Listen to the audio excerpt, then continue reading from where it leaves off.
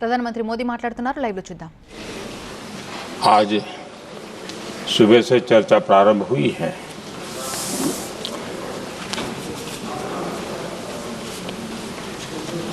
काफी साथी यहाँ से भी जिन मुद्दों को स्पर्श किया गया है उसको तथ्य से और तर्क से सदन को जरूर जानकारी देंगे और इसलिए मैं उन विषयों में जाना नहीं चाहता। आदरणीय अध्यक्ष जी, राष्ट्र के जीवन में कुछ महत्वपूर्ण पल आते हैं और उस समय की समाज की मनस्थिति और नेतृत्व की क्षमता उस पल को कैप्चर करके एक राष्ट्र की अमानत बना देती है, एक मजबूत धरोहर तैयार कर देती है। मैं समझता हूं कि भारत के संसदीय लोकतंत्र के इतिहास में ये वैसे ही पल है। आवश्यकता तो ये थी कि 25-30 साल पहले जब से विचार सामने आया, आवश्यकता महसूस हुई, हम इसको लागू कर देते और हम आज उसको काफी परिपक्वता तक पहुंचा देते हैं और आवश्यकता के अनुसार उसमें समय समय पर सुधार भी होते हैं और यही तो लोकतंत्र की ब्यूटी होती है। हमारी मदर ऑफ डेमोक्रेसी है, हमारी हजारों साल की लोकतंत्र की एक विकास यात्रा रही है और उस विकास यात्रा में एक नया आयाम जोड़ने का एक शुभ अवसर सदन के हम सभी साथियों को मिला है और मैंने प्रारंभ में कहा है कि हम सब भाग्यवान हैं कि हमें ऐसे महत्वपूर्ण और देश की आधी आबादी को इस राष्ट्र निर्माण की नीति निर्धारण प्रक्रिया में हिस्सेदार बनाने का सौभाग्य मिल रहा है।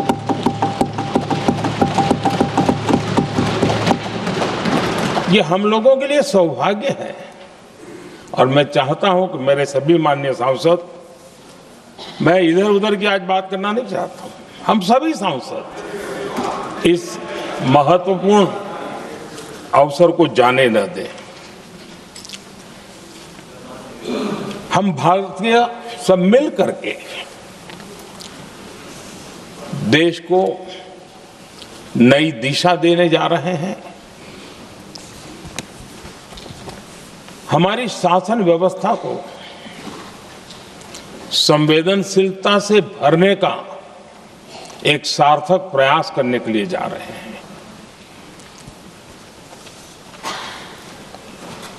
और मुझे विश्वास है कि इस मंथन से जो अमृत निकलेगा वो देश की राजनीति की भी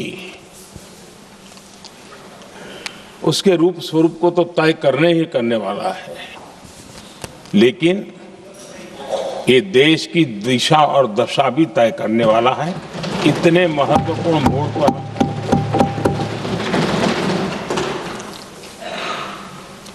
आदरणीय अध्यक्ष जी, 21वीं सदी में भारत एक नए आत्मविश्वास के साथ आगे बढ़ रहा है।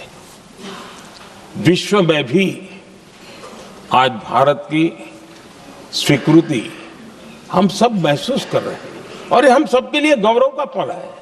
एक समय हमारे पास आया है और इस समय को हमने एक विकसित भारत के संकल्प के साथ जोड़ा है और मैं पक्का मानता हूं कि विकसित भारत का मतलब केवल उत्तम प्रकार के रेल, रास्ते, इंफ्रास्ट्रक्चर या कुछ आर्थिक प्रगति के आंकड़े, सिर्फ इतने से ही विकसित भारत की सीमित कल्पना वाले हम लोग नहीं हैं। हम चाहते हैं कि विकसित भारत जिसके नीति निर्धारण में साच अर्थ में सबका साथ सबका विकास का मंत्र समाहित हो, देश की 50% जनसंख्या नीति निर्धारण का हिस्सा बने, ये समय की मांग है। हम पहले ही देरी कर चुके हैं। कारण कोई भी होंगे, जिम्मेवार कोई भी होंगे, लेकिन इस सच्चाई को हमें स्वीकार करना होगा कि जब हम अकेले मिलते हैं तब मानते हैं हाँ यार, लेकिन जब सामूहिक रूप से मिलते हैं, मुझे याद है कि जिस इसकी प्रक्रिया चली थी, सभी दलों से मिलना हुआ है, एक दल को छोड़ करके जिन जिन से मिलना हुआ है, हर एक ने सैद्धांतिक विरोध नहीं किया है। बाद में जाकर के जो कुछ भी हुआ होगा, राजनीतिक दिशा पकड़ी जा रही है, लेकिन जो राजनीतिक दिशा में ही सोचते हैं, मैं उनको भी एडवाइज करना चाहूंगा, एक मित्र के रूप में एडवाइज करता हूं और सबको काम आएगी। हमारे देश में जब से विमेन रिजर्वेशन को लेकर के चर्चा हुई है और उसके बाद जब जब चुनाव आया है, हर चुनाव में महिलाओं को मिलने वाले इस अधिकार का जिसने विरोध किया है, जिसने विरोध किया है, देश की महिलाओं ने उन्हें माफ नहीं किया है। उनका हाल बुरे से बुरा किया है। लेकिन ये भी देखिए कि 24 के चुनाव में ऐसा नहीं हुआ। क्यों नहीं हुआ? ये इसलिए नहीं हुआ कि 24 में सबने सहमति इसको पारित किया, तो ये विषय ही नहीं रहा। किसी के पक्ष में पॉलिटिकल फायदा नहीं हुआ, किसी का नुकसान भी नहीं हुआ। सहज रूप से जो मुद्दे थे, उन मुद्दों के आधार पर चुनाव लड़ा, क्योंकि 24 में सब साथ में थे। कुछ लोग यहां हैं, कुछ लोग नहीं है, लेकिन सब साथ में थे। आज भी मैं कहता हूं, अगर हम सब साथ में जाते हैं तो इतिहास गवाह है कि ये किसी एक के राजनीतिक पक्ष में नहीं जाएगा, ये देश के लोकतंत्र के पक्ष में जाएगा, देश के सामूहिक निर्णय शक्ति के पक्ष में जाएगा और हम सब उसके यश के हकदार होंगे।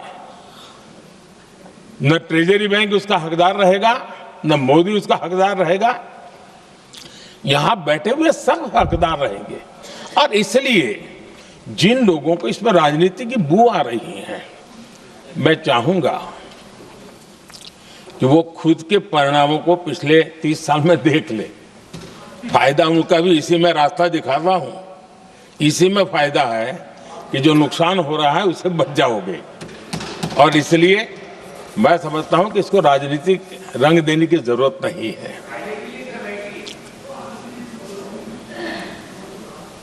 आदरणीय अध्यक्ष जी, मुझे याद है तब तो मैं शासकीय व्यवस्था की राजनीति में नहीं था, मैं एक संगठन के कार्यकर्ता के नाते काम करता था। उस समय एक चर्चा सुनने को मिलती थी गलियारों में कि देखिए ये कैसे लोग हैं,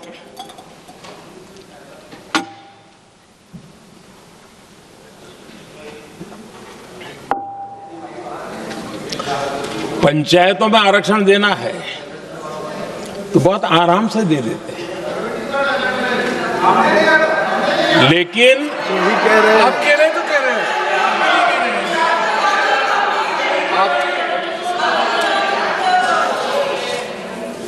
पंचायतों में आरक्षण देना है तो आराम से देते हैं, क्योंकि उसमें उनको खुद का पद जाने का डर नहीं लगता है।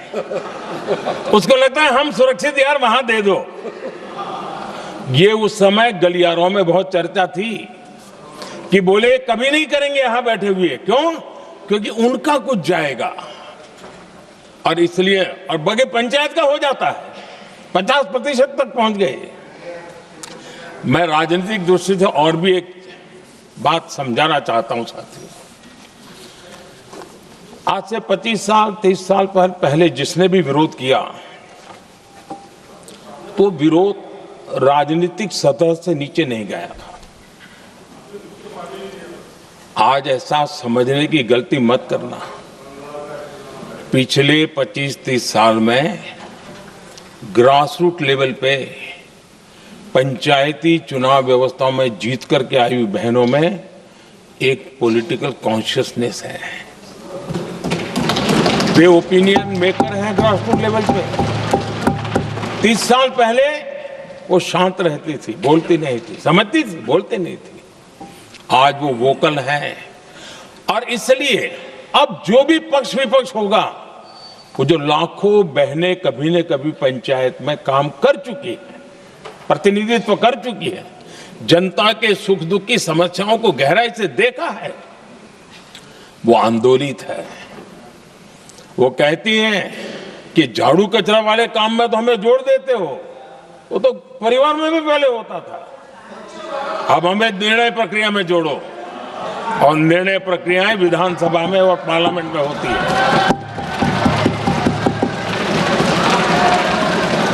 और इसलिए मैं राजनीतिक जीवन में जो लोग प्रगति चाहते, मैं किसी भी सांसद की बात करता हूं, किसी भी एमएलए की बात करता हूं, ये दल वो दल की बात मैं नहीं कर रहा हूं। जो भी राजनीतिक जीवन में सफलतापूर्वक आगे बढ़ना चाहते हैं, उनको ये मान के चलना पड़ेगा कि पिछले 25-30 साल में लाखों बहनें ग्रास रूट लेवल पर लीडर बन चुकी हैं। अब उनके अंदर सिर्फ यहां 33% का नहीं, वहां भी वो आपके फैसलों को प्रभावित करने वाली है। और इसलिए जो आज विरोध करेंगे, उसको लंबे समय तक कीमत चुकानी पड़ेगी, लंबे समय तक कीमत चुकानी पड़ेगी। और इसलिए राजनीतिक समझदारी भी इसी में है कि हम ग्रास रूट लेवल पर महिलाओं की जो पॉलिटिकल लीडरशिप खड़ी हुई है, उसको आपने अब कंसीडर करना पड़ेगा। यहां मैंने सुना हमारे मुलायम सिंह जी थे, तब से एक विषय चला रहे हैं, उनके परिवार वाले पे भी चला रहे हैं। आप देश की बहनों पर भरोसा करो ना, उनकी समझदारी पर भरोसा करो। एक बार 33% बहनों को यहां आने दो, आकर के उनको निर्णय करने दो, किसको देना है, किसको नहीं देना है, इस वर्ग को देना, उस वर्ग को देना, करेंगे वो निर्णय। हम उनके सामर्थ्य पर आशंका क्यों करते भाई? एक बार आने तो दो, उनको आने तो दो। जब आएंगे तो 34 में, और दूसरा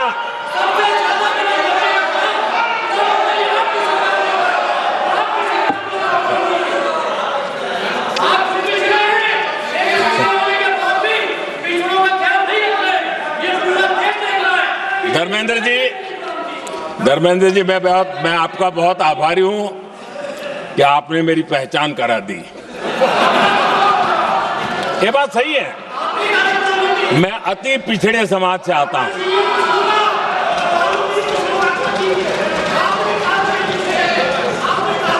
धर्मेंद्र जी, मैं आपका बहुत आभारी हूं, और अखिलेश जी मेरे मित्र हैं तो कभी कभी मदद कर देते हैं।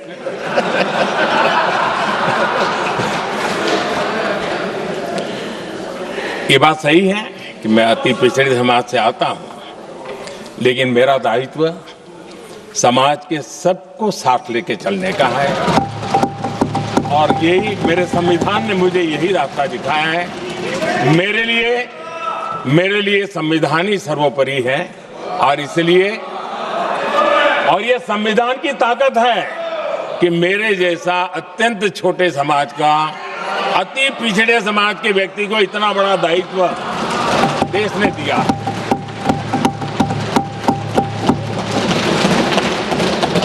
और इसलिए मैं तो देशवासियों का ऋणी हूं और मैं तो संविधान निर्माताओं का ऋणी हूं कि जिसके कारण आज मैं यहां हूं।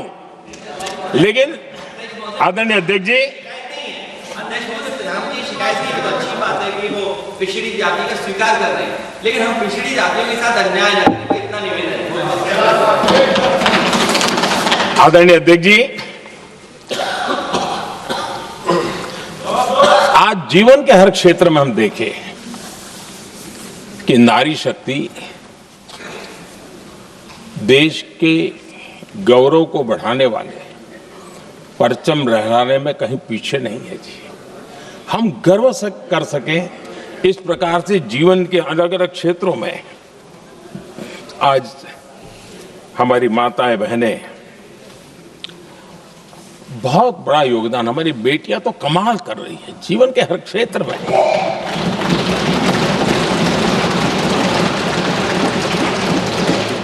इतना बड़ा सामर्थ्य,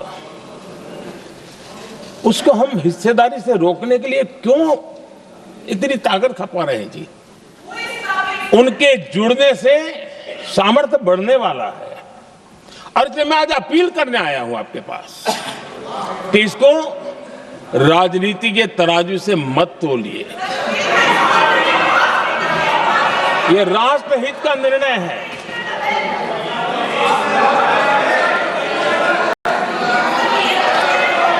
आदरणीय अध्यक्ष जी,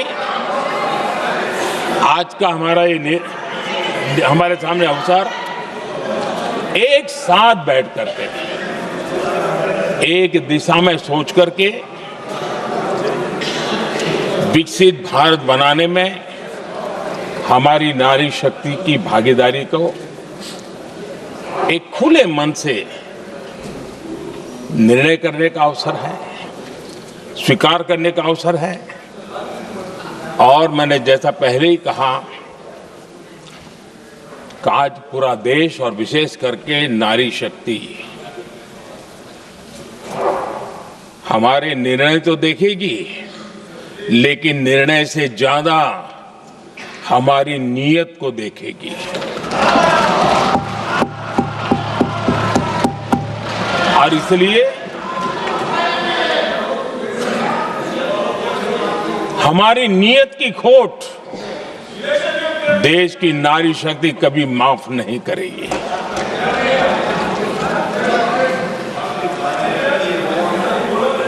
आदरणीय अध्यक्ष जी,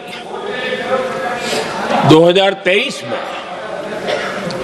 इस नए सदन में हमने सर्वसम्मति से एक प्रकार से इस अधिनियम को स्वीकार किया था। पूरे देश में खुशी का वातावरण बना, उस पर कोई राजनीतिक रंग नहीं लगे और इसलिए वो कभी राजनीतिक इश्यू भी नहीं बना। तो एक अच्छी स्थिति है। अब सवाल ये है कि हमें कितने समय तक इसको रोकना है। अब यहां जो लोग जनसंख्या वगैरह के विषय उठाते हैं, क्या आपको मालूम नहीं है?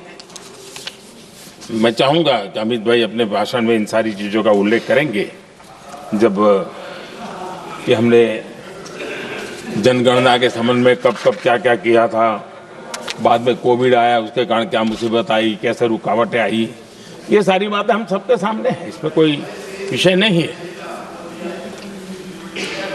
लेकिन पिछले दिनों जब हम 23 में चर्चा कर रहे थे, तब भी व्यापक रूप से बात ये थी कि इसको जल्दी करो।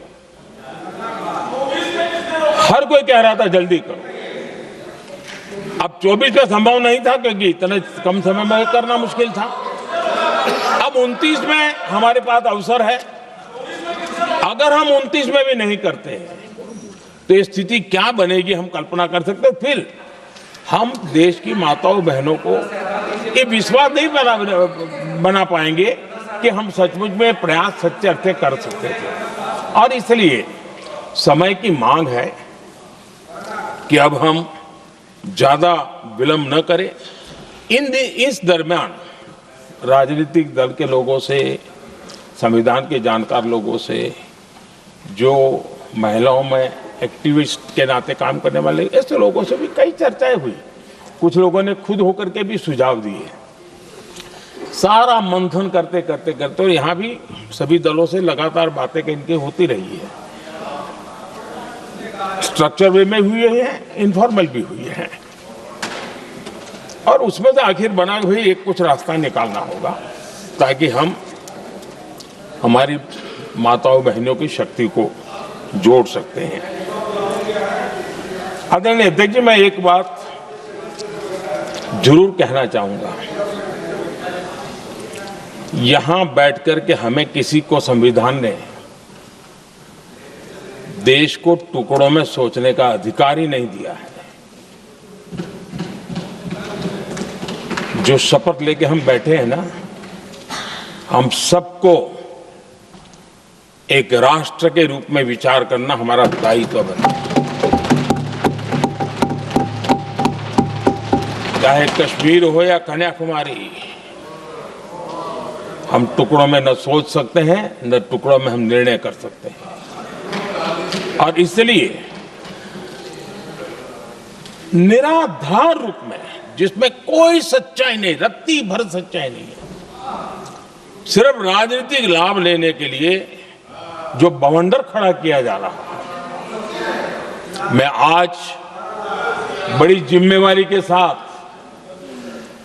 इस सदन में, इस पवित्र जगह से कहना चाहता हूं, चाहे दक्षिण हो, उत्तर हो, पूर्व हो, पश्चिम हो, छोटे राज्य हो, बड़े राज्य हो, मैं आज एक जिम्मेवारी से कहना चाहता हूं कि निर्णय प्रक्रिया किसी के साथ भी भेदभाव नहीं करेगी। ये निर्णय प्रक्रिया किसी के साथ अन्याय नहीं करेगी।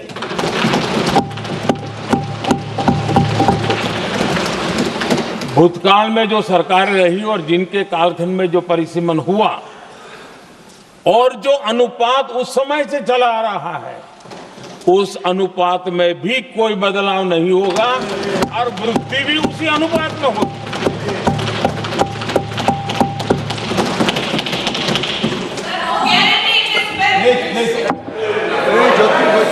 अगर गारंटी शब्द चाहिए तो मैं गारंटी शब्द उपयोग करता हूं।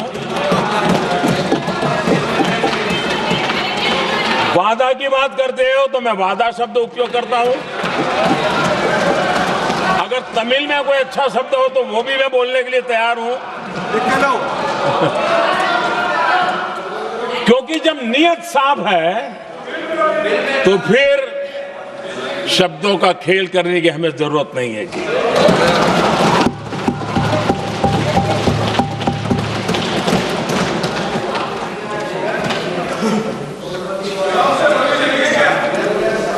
आदरणीय अध्यक्ष जी, मैं आज सदन के सभी साथियों को ये भी कहना चाहता हूं कि साथियों, हम भ्रम में न रहे। हम उस अहंकार में न रहे, और मैं हम शब्द प्रयोग कर रहा हूं।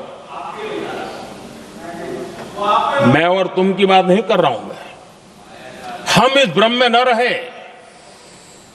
कि हम देश की नारी शक्ति को हम कुछ दे रहे हैं। जी नहीं, उसका हक है।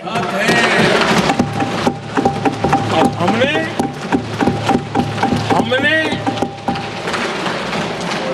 कई दशकों से उसको रोका हुआ है।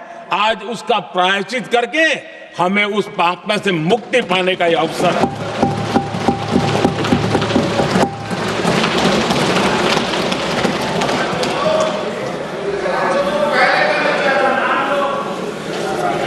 हम सब जानते हैं हर एक ने कैसे चालाकी की है, हर बार चतुराई की। बिल्कुल हम तो इसके पक्ष में ही हैं, लेकिन हम इसके साथ ही हैं। लेकिन हर बार कोई न कोई टेक्निकल पूछ लगा दी इसको। और इसको रोका गया। हर बार ऐसी चीजें लाई गई है। हिम्मत नहीं है कि हम 33% महिलाओं के आरक्षण का विरोध कर पाए। वो तो जमाना चला गया। आपको करना नहीं है, लेकिन कहने की हिम्मत भी नहीं है। और इसलिए टेक्निकल बहानेबाजी, ये करो तो ये, वो करो तो वो, डिगरा करो। अब देश की नारी को नहीं समझा पाओगे। सदन में नंबर का खेल क्या होता है वो तो समय तय करेगा, लेकिन ये पक्का है कि अब इन भांति भांति के बहानेबाजी, भांति भांति टेक्निकल मुद्दों के आधार पर चीजों को उलझा करके 3 दशक तक इसको अड़ंगे डाले हमने, फंसा के रखा। आपने जो अचीव करना था कर लिया, अब छोड़ दो ना भाई। 3 दशक कम पड़ते हैं क्या रोकने में? 3 दशक तक आपने रोका, फिर भी कुछ कर नहीं पाए, तो अब तो करो।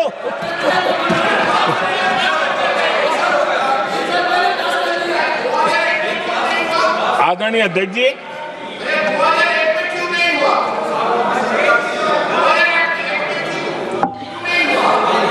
यहां कुछ लोगों को लगता है, आदरणीय अध्यक्ष, यहां कुछ लोगों को लगता है इसमें कहीं न कहीं मोदी का राजनीतिक स्वार्थ है।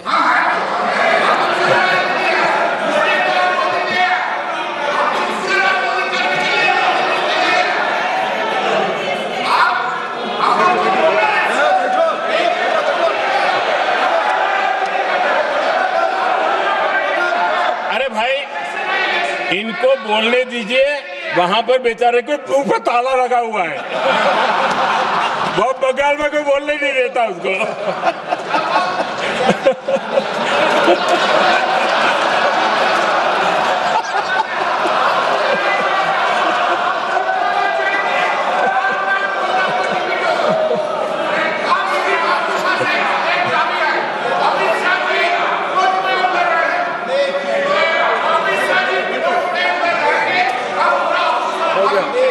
आदरणीय अध्यक्ष जी,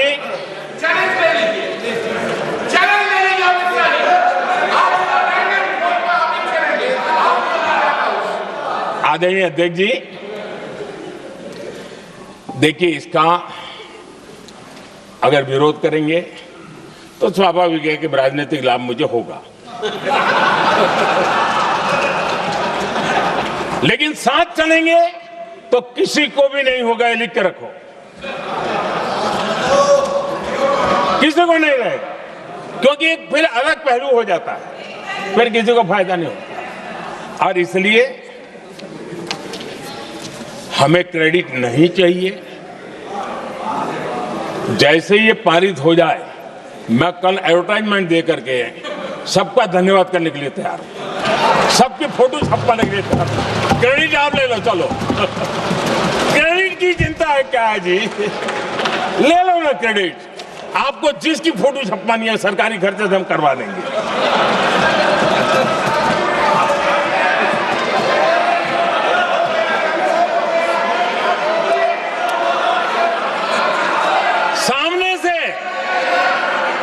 सामने से क्रेडिट का ब्लैंक चेक आपको दे रहा हूं।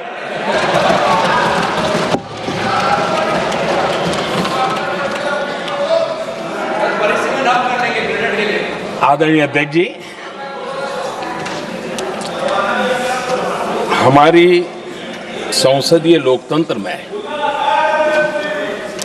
महिलाओं की भागीदारी ये सिर्फ आंकड़ों का खेल या एक लोकतांत्रिक व्यवस्था में सुधार इतना सीमित नहीं है। लोकतंत्र की जननी के रूप में, मदर ऑफ डेमोक्रेसी के रूप में ये निर्णय भारत का कमिटमेंट है, ये सांस्कृतिक कमिटमेंट है।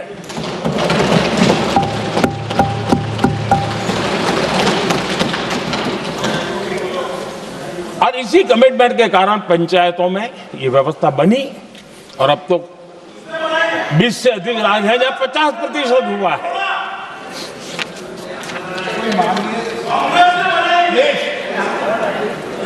और हमने अनुभव किया है, मुझे लंबे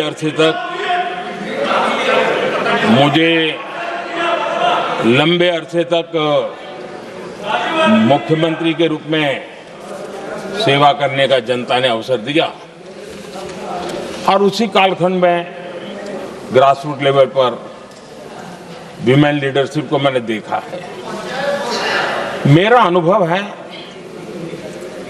कि संवेदनशीलता के साथ समस्याओं के समाधान में उनका कमिटमेंट बहुत ही परिणामकारी रहते थे, विकास की यात्रा को गति देने में रहते थे। और उस अनुभव के आधार पर मैं कहता हूं कि इस सदन में उनकी आवाज नई शक्ति बनेगी, नई सोच जुड़ेगी, देश की दिशा में एक संवेदनशीलता जुड़ेगी।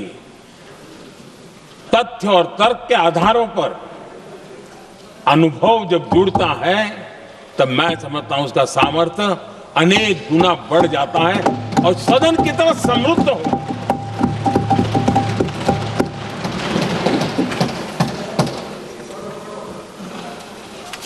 आदरणीय अध्यक्ष जी, हमारे देश में अनुभवी नारी शक्ति की कोई कमी नहीं है, सामर्थ्यवान में कोई कमी नहीं। हम भरोसा करें वे कंट्रीब्यूट करेंगे, बहुत अच्छा कंट्रीब्यूट करेंगे। और आज भी जितनी हमारी बहनें यहाँ हैं, जब भी उनको अवसर मिला है उन्होंने बहुत अच्छे ढंग से अपनी बात बताई है, सदन को समृद्ध किया है। आदरणीय अध्यक्ष जी, आज देश में वर्तमान में देश में 650 से ज्यादा पंचायतें, डिस्ट्रिक्ट पंचायत, करीब 325 महिलाएं उसका नेतृत्व कर रही है और केंद्र के कैबिनेट मिनिस्टर से ज्यादा उनके पास जिम्मेवारी और धन और व्यवस्था होती है, काम करती है जी। करीब 6700 ब्लॉक पंचायतों में 2700 से अधिक ब्लॉक पंचायत ऐसी हैं जिसका नेतृत्व महिलाओं के हाथ में है। आज देश में 900 से अधिक शहरों में अर्बन लोकल बॉडीज की हेड के रूप में मेयर्स हो या स्टैंडिंग कमेटी का काम देखने वाली बहनें हैं, उनकी ताकत है। और मैं मानता हूं कि आज देश जो प्रगति कर रहा है उस प्रगति में इनका भी महत्वपूर्ण योगदान है। उस ऋण को हमें स्वीकार करने का ये अवसर है। और जब ये अनुभव सदन के साथ जुड़ेगा तब वो अनेक गुना ताकत बढ़ा देगा। आदरणीय अध्यक्ष जी, एक लंबी प्रतीक्षा एंड एक प्रकार से हम सबके लिए सवालिया निशान पैदा हो, ऐसी परिस्थिति हम ही लोगों ने पैदा की है। ये अवसर है कि हम पुरानी जो कुछ भी मर्यादाएं रही होगी, मुश्किलें रही होगी, उसे बाहर निकले, हिम्मत के साथ हम आगे बढ़े और नारी शक्ति का राष्ट्र के विकास में उनकी सहभागिता को हम सुनिश्चित करें। और मैं पक्का मानता हूं कि अगर आज हम मिलकर के निर्णय करते हैं,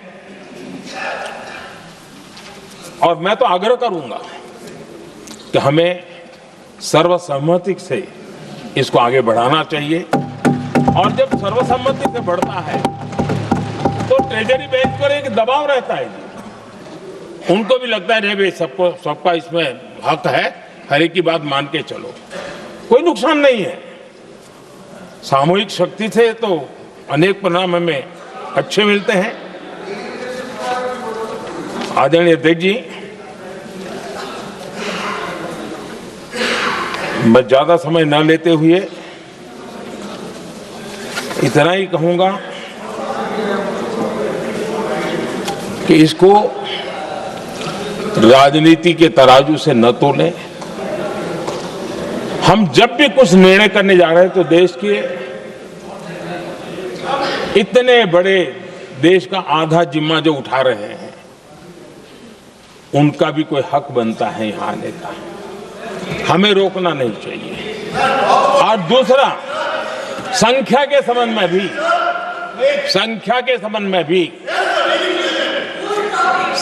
संबंध में भी एक मत पहले से बनता आया था, चर्चा थी कि साहब ये जो है इनका कम मत करो, अधिक कर दो तो जल्दी हो जाएगा। वो अधिक वाला विषय वो आया है कि चलो भाई पैसे जो संख्या थी 33% और बढ़ा दो, ताकि किसी को ऐसा न लगे कि मेरा हक चला गया। एक नई शक्ति जुड़ेगी, अतिरिक्त शक्ति जुड़ेगी। और अब सदन की रचना भी तो अब पहले से हमने सोच कर रखा है, जगह तो बना ली है। और आदरणीय अध्यक्ष जी, मैं लाइटर में जरूर कहना चाहूंगा, हर एक के अपने राजनीतिक कारण होते हैं और पराजय का डर जरा हैरान करने वाला होता है, लेकिन अपने यहाँ जब कोई भी शुभ काम होता है उसको नजर न लग जाए, इसलिए काला टीका लगाने की परंपरा है। मैं आपका धन्यवाद करता हूं काला टीका लगाने के लिए। बहुत बहुत धन्यवाद।